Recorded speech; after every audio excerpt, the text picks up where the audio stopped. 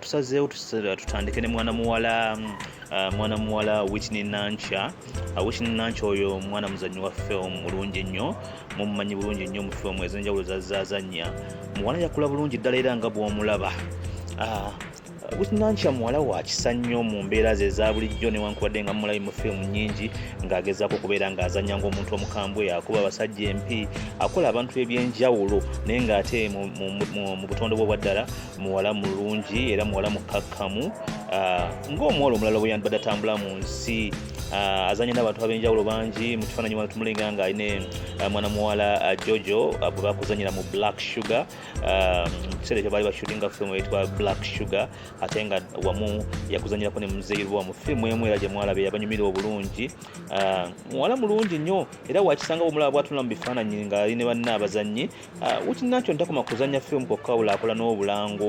Twamulako mu kalango ka Catherine kusaasirako ebizigo ebiyitibwa kusaasira. So omwana muwala oyo yalimu nga ayolesa ekitundu kye ekyokubeera ng'azannya n'okubeera ng'aweesa akalanga ak'ekitiibwa. Whitney Nankya oyo yeegombebwa abantu bangi nnyo, naye nga bwe nkugambye nti era muwala wa njawulo nnyo kubanga afunye omukisa okuzannya n'abantu ab'enjawulo. Awo tumulabako ng'azannya naye ba Triple Ghetto Kids, bali bapozinze mu kifaananyi ekyo.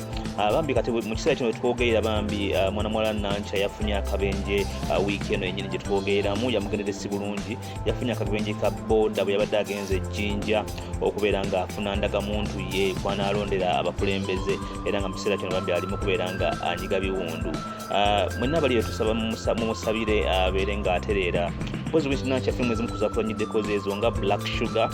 Black Sugar kweri ku channel eno kwennyini musobola okugenda ne mugira abatagirabangako okuva ku episode esooka paka ku episode ey'ekumi. Whitney Nankya mugenda kwamuwota buliro era musobole n'okubeera nga mumusaasira okubeera nga bambi yafunye akabenje ke yatuuseeko olunaku olwokubiri olwa wiiki eno yennyini. Muwala mulungi, muwala eyeegombesa, naye ate muwala muzibu nnyo singa obeera omutankudde.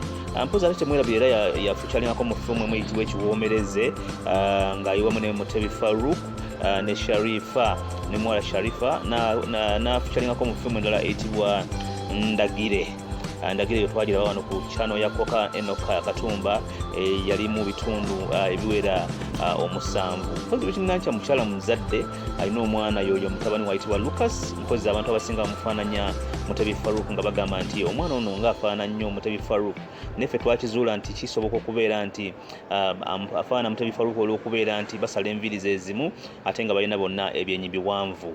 Mpozi ne Mutebi Farouk yoyo era y'omu ku bakwano ba Whitney Nankya oyo, nga bo betwalira ddala nga abooluganda, mwannyina ku mwannyina.